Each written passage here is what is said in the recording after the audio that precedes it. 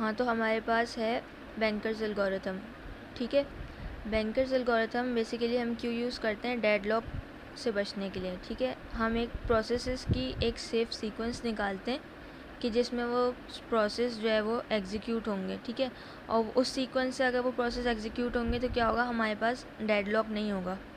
ठीक है, तो अब यहाँ पे हमारे पास 5 प्रोसेस दिए हुए हैं, P0, P1, P2, P3, P4। ठीक है, और हमारे पास 4 टाइप्स की रिसोर्सेज हैं, A, B, C और D। ठीक है, अब हमारे पास एलोकेशन मैट्रिक्स है, ये रिक्वेस्ट मैट्रिक्स है।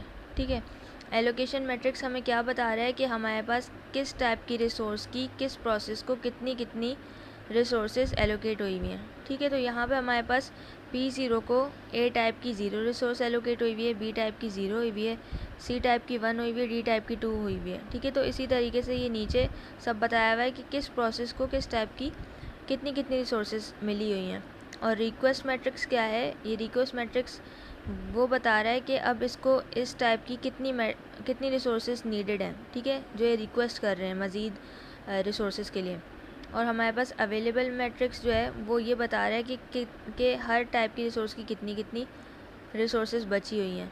सही, तो अब हमें करना क्या है कि सबसे पहले तो खैर अगर हमें मैक्सिमम नंबर निकालना है कि हर टाइप की रिसोर्स की मैक्सिमम टोटल हैं कितनी रिसोर्सेज ना हमारे पास, जैसे कि अगर हमें मैक्स निकालना है फॉर एग्जांपल।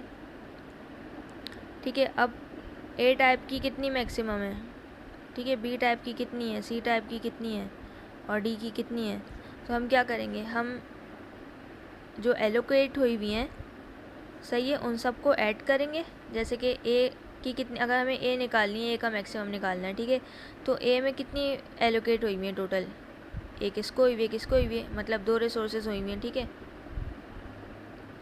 सही, और अवेलेबल कितनी है, ठीक है, तो हमें अवेलेबल कितनी है, 1 है।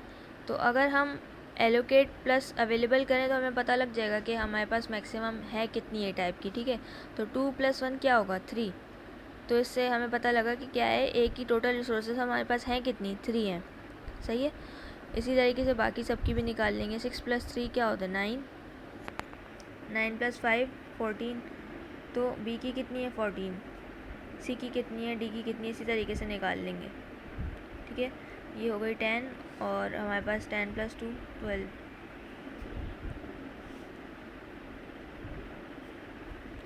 सही, तो अब इस तरीके से हमारे पास ये आ गई कि हर टाइप की मैक्सिमम है कितनी रिसोर्सेज।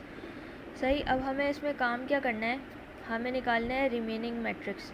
ठीक है, रिमेनिंग मैट्रिक्स कैसे निकालेंगे, नीड माइनस एलोकेशन। ठीक है, एलोकेशन में से जो रिक्वेस्ट मैट्रिक्स है ना उसको माइनस करेंगे तो हमें पता लग जाएगा कि बाकी हैं कितनी बचे हुए ना, इसकी हर टाइप की रिसोर्स की कितनी बची हुई रिसोर्सेज हैं बाकी, वो हमें पता लग जाएगा इससे। ठीक है, तो हमें रिमेनिंग मैट्रिक्स निकालना होता है फॉर एग्जांपल कि ये ए टाइप में कितनी एलोकेट हुई है, 0, नीडेड कितनी है, 0, 0 - 0 0। ठीक है, 0 - 0 0। तो इस तरीके से हम रिमेनिंग मैट्रिक्स पूरा फिल करेंगे, एलोकेट माइनस रिक्वेस्ट मैट्रिक्स करेंगे तो हमारे पास रिमेनिंग मैट्रिक्स आएगा।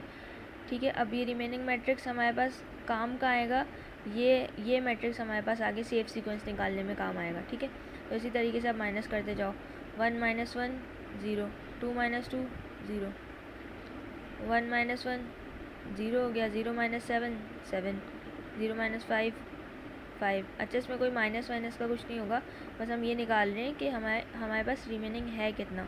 तो ये मत देखना कि माइनस में आएगी वैल्यू या नहीं। ठीक है, 0 - 0 0। इसी तरीके से 1 - 2 1, 3 - 3 0, 5 - 5 0, 6 - 4 2, 0 - 0 0, 6 - 6 0। ठीक है, अब इसको इसी तरीके से फिल कर लेना सबको।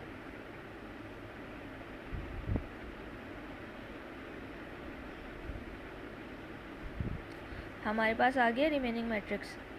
अब हम ये देखेंगे, अब हमारे पास सेफ सीक्वेंस निकालनी तो हम सिर्फ इन 2 मैट्रिक्स पे काम करेंगे, रिमेनिंग और अवेलेबल। ठीक है, अब इनका हमें काम है। अब हमने देखा कि हमारे पास कितनी अवेलेबल है रिसोर्सेज, इसके ए की 1 है, बी की 5 है, सी की 2 है, डी की 0 है। ठीक है, तो अब हम देखेंगे कि किसकी रिक्वेस्ट को हम पूरा कर सकते हैं। ठीक है। अब अगर हम देखो फॉर एग्जांपल कि हमारे पास जो रिमेनिंग होगी, अगर हम वो दे दें उसको प्रोसेस को, तो क्या होगा, वो प्रोसेस का काम पूरा हो जाएगा, वो अपना काम करेगा और एग्जीक्यूट होके ख़त्म हो जाएगा। तो हम देखेंगे कि हम किसकी नीड को पूरा कर सकते हैं ताकि वो प्रोसेस ख़त्म होके चला जाए। ठीक है। तो अब हमारे पास जो P0 है, फॉर एग्जांपल कि P0 की रिमेनिंग है, ये P1, ये P2, ठीक है, ये P3, ये P4, ये इनकी सब रिमेनिंग है कि इनको मज़ीद कितने चाहिए एग्जीक्यूट होने के लिए, ख़त्म होने के लिए। तो इसको कितनी चाहिए, इसको 0 चाहिए, भाई इसको कोई चाहिए ही नहीं है। तो हम क्या करेंगे, हम पहले तो इसको ख़त्म कर देंगे। तो नंबर 1 पे कौन ख़त्म हुआ, P0 ख़त्म हो गया। ठीक है। अब हमारे पास P1 को A टाइप की 0 चाहिए, B की 7 चाहिए, C की 5 चाहिए, D की 0 चाहिए। लेकिन हम देखेंगे कि हमारे पास क्या इतनी मौजूद है, A की हमारे पास 1 है, B की हमारे पास 7 है, ये तो ज़्यादा है, अवेलेबल में कम है, ये भी ज़्यादा है, अवेलेबल में कम है, C टाइप, और D 0 है। तो खैर इसको हम नहीं करेंगे, अभी हम इसको यहीं पे रोक देंगे। ठीक है, क्योंकि अभी हमारे पास है ही नहीं इतनी कि हम इसकी नीड पूरी करें, हम आगे आ जाएंगे। अब हम P2 पे आएंगे। ठीक है। अब जब हम P2 पे आए तो इसके पास 1 चाहिए, हाँ 1 है हमारे पास, 0 0 तो ज़रूरत ही नहीं है, 2 तो हमारे पास D टाइप की तो 0 है। अच्छा सॉरी, अब इसमें क्या होगा, देखो जब हमने P0 ख़त्म किया था ना, तो जब ये प्रोसेस ख़त्म होगा तो ये अपनी रिसोर्सेज भी रिलीज़ करेगा। ठीक है। तो P0 को जो हमने रिसोर्सेज दी हुई थी, A टाइप की 0 थी, B टाइप की 0 थी, C टाइप की 1 थी और D टाइप की 0 थी। तो ये जब रिसोर्सेज अपनी रिलीज़ करेगा तो ये हम अवेलेबल में ऐड कर देंगे। ठीक है। क्या हुआ, इसने अपनी रिसोर्सेज रिलीज़ की, A टाइप की तो कोई थी ही नहीं तो ये 1 ही रहा, B टाइप की भी नहीं थी तो ये 5 रहा, C टाइप की 1 थी तो उसने रिलीज़ की तो 2 + 1 3 हो गया, और D टाइप की क्या थी 2 और यहाँ 0 तो 2 हो गया। ठीक है। तो ये काम यहीं पे करना था, इसी वक्त जब हमने 1 ख़त्म किया था तो उसी वक्त ये ऐड हो गई।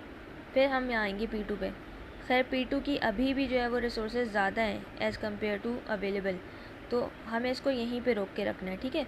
जब हम P2 पे आए तो हमने देखा क्या ये इसके पास है अवेलेबल, हाँ भाई है, 1 है, इनको छोड़ो, 2 है, हाँ भाई है।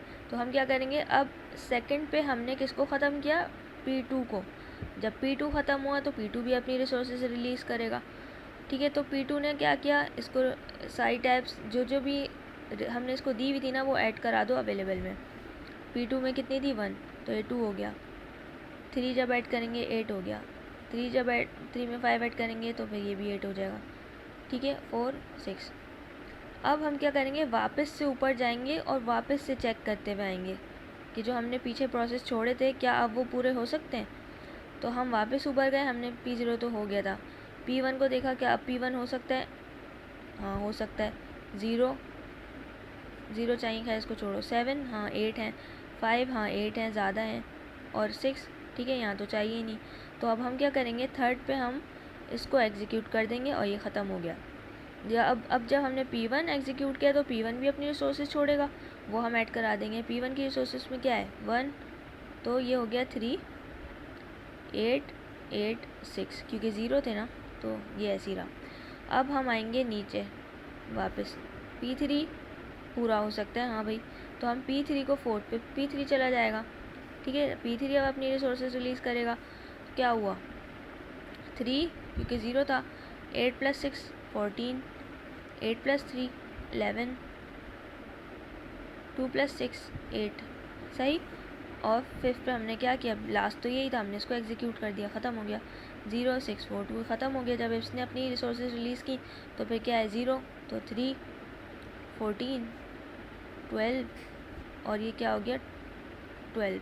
अब ये चीज़ चेक कर लेना, जब हमारे पास क्या होगा, जब सारे प्रोसेस ख़त्म हो जाएंगे तो आखिर में अवेलेबल रिसोर्सेज किसके बराबर आएंगी, मैक्सिमम के बराबर ही आएंगी। तो अब देखो चेक करो, मैक्सिमम ए की कितनी थी 3 थी, 3, बी की कितनी थी 14, सी की कितनी थी 12, डी की कितनी थी 12। ठीक है। तो इस तरीके से हमारे पास चेक भी हो जाता है कि जब प्रोसेस ख़त्म हो गए सारे तो हमारे पास वापस सारी रिसोर्सेज रीस्टोर हो गई, वापस उसी के बराबर आ गई। तो ये हमारे पास बैंकर्स एल्गोरिथम था। अब हम इसका अगर इसकी सेफ सीक्वेंस निकालनी है तो हम कैसे निकालेंगे, इसको देखते हुए देखो। अब क्या है, सबसे पहले कौन जाएगा P0, फिर कौन जाएगा सेकंड पोजीशन पे P2, फिर कौन जाएगा P1 जाएगा, क्योंकि देखो थर्ड पे ही है, फिर कौन जाएगा, P3 और फिर जाएगा P4। तो इस तरीके से हम ये सेफ सीक्वेंस निकालते हैं कि अगर हमारे पास प्रोसेस इस सीक्वेंस में एग्जीक्यूट होंगे तो हमारे पास डेडलॉक नहीं होगा। तो बेसिकली इसमें यही करना होता है बैंकर्स एल्गोरिथम में। और अगर हमारे पास असाइनमेंट में जो क्वेश्चन था उसमें ये था कि हो सकता है हमें मैक्सिमम दे दी जाए कि भाई मैक्सिमम इतने हैं, इतने इतने एलोकेट हुए हैं, एक मैक्स का मैट्रिक्स दे दिया जाए और एक एलोकेट का मैट्रिक्स दे दिया जाए। तो उस मैक्स के टेबल में से हम एलोकेट को माइनस करके क्या निकालेंगे, नीड का टेबल निकालेंगे और फिर नीड और अवेलेबल को देखते हुए सॉल्व करेंगे। वहाँ पे रिमेनिंग का कोई काम नहीं होगा, वहाँ पे हम नीड को देखेंगे। उसके लिए असाइनमेंट वाला क्वेश्चन देख लेना तो आइडिया हो जाएगा।